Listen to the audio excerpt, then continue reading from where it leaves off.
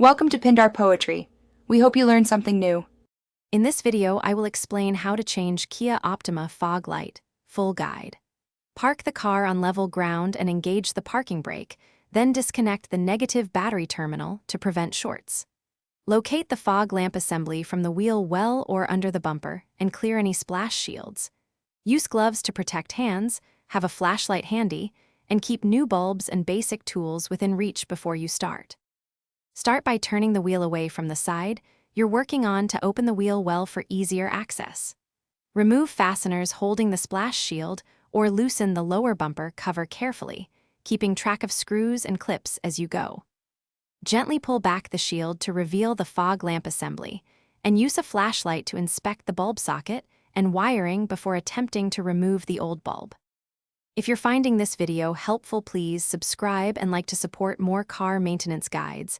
It really helps the channel grow. Quick recommendation.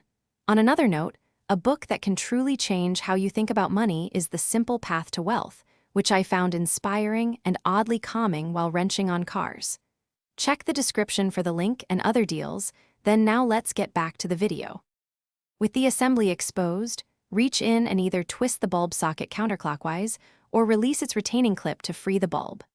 Carefully pull out the old bulb and swap in the new one, avoiding contact with the glass surface to prevent premature failure.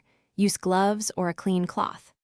Reinsert the socket, secure it, reconnect the battery, and test the fog light to confirm proper operation before reinstalling the splash shield and fasteners.